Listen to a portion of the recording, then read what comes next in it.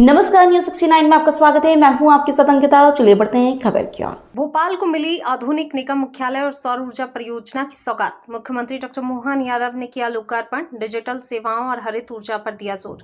राजधानी भोपाल के तुलसी नगर स्थित वार्ड कार्यालय क्रमांक 47 के सामने बुधवार को आयोजित भव्य समारोह में मुख्यमंत्री डॉक्टर मोहन यादव ने नगरपालिका निगम भोपाल के नवनिर्मित मुख्यालय भवन और नीमच में स्थापित 10.5 मेगावाट क्षमता वाले सौर ऊर्जा संयंत्र का लोकार्पण किया। कार्यक्रम में बड़ी संख्या में जनप्रतिनिधि, अधिकारी और स्थानीय नागरिक उपस्थित रहे। मुख्यमंत्री ने अपने संबोधन में कहा कि निगम का नया मुख्यालय प्रशासनिक कार्यों को अधिक पारदर्शी, सुगम और प्रभावी बनाएगा। उन्होंने कहा, आधुनिक सुविधाओं से युक्त ये भवन नागरिक सेवाओं की गुणवत्ता बढ़ाने में महत्वपूर्ण भूमिका निभाएगा। साथ ही उन्होंने अधिकारियों को निर्देश दिए कि निगम की अधिकतर सेवाएं डिजिटल प्लेटफॉर्म के माध्यम से नागरिकों तक पहुंचाई जाएं ताकि लोगों को बेहतर और त्वरित सुविधा मिल सके। मुख्यमंत्री ने नीमच में स्थापित 10.5 मेगावाट सौर ऊर्जा प्लांट को प्रदेश की हरित ऊर्जा नीति की दिशा में बड़ा कदम बताया। उन्होंने कहा, राज्य सरकार पर्यावरण संरक्षण और ऊर्जा आत्मनिर्भरता को प्राथमिकता देते हुए सौर ऊर्जा परियोजनाओं का लगातार विस्तार कर रही है।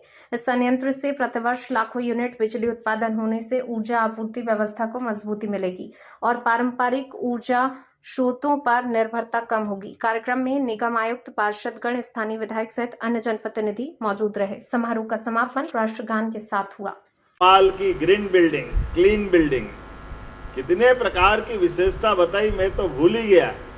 इतनी अच्छी बिल्डिंग और उस बिल्डिंग के साथ ये ऊर्जा बचाने का भी सोलर प्रोजेक्ट जो आपने जोड़ा है, किसी भी नगर निगम, स्थानीय निकाय के लिए भविष्य की दृष्टि से काम के सुचारू और सफल संचालन के लिए भवन की आवश्यकता भी होती है और भवन के साथ ऊर्जा की आवश्यकता भी होती है। और ऊर्जा में हमारे लिए आज का दौर अब दुनिया के सामने फिर आकर्षित कर रहा है।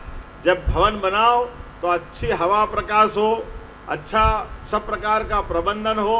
गए जमाने जब पूरा मकान पैक कर लेते, बिल्कुल बारीक से बारीक छेद भी नहीं होना चाहिए, जो कैसा भगवान जाने कौन सी दुनिया में वो चल रहा था। लेकिन धीरे धीरे करके समझ में आ गई। अब ग्रीन एनर्जी का जमाना आ गया।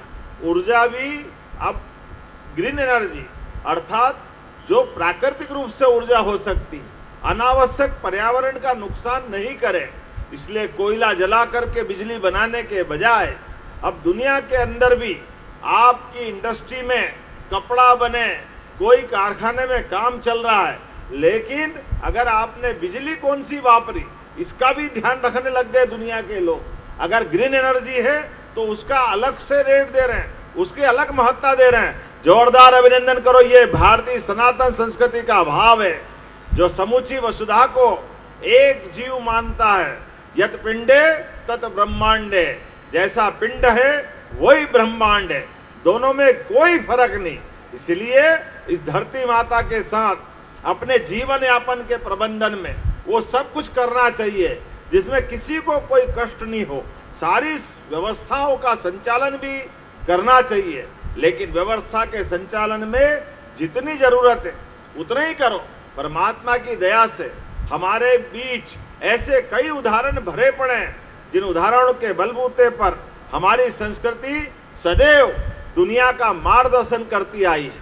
हमारे लिए आज किसी स्थानीय निकाय का सच में लोकतंत्र के अंदर त्रिस्तरीय व्यवस्था में केंद्र सरकार, राज्य सरकार और नगर सरकार, ऐसे में नगर सरकार के बीच उनके अपने जनप्रतिनिधियों के लिए आप नगर के भले करने के लिए, सभी प्रबंधन करने के लिए एक सुव्यवस्थित बिल्डिंग की आवश्यकता पड़ती है। और आपने इस भवन को दे करके 73 करोड़ की लागत से ये जो ग्रीन बिल्डिंग कॉन्सेप्ट पे काम हुआ है, सच में ये एक भवन के अंदर वो सब कुछ समाहित किया जो भोपाल के भविष्य की आवश्यकताओं की पूर्ति करेगा। फिलहाल इस खबर में इतना ही। आप बने रहिए न्यूज 69 चैनल के साथ। नमस्कार।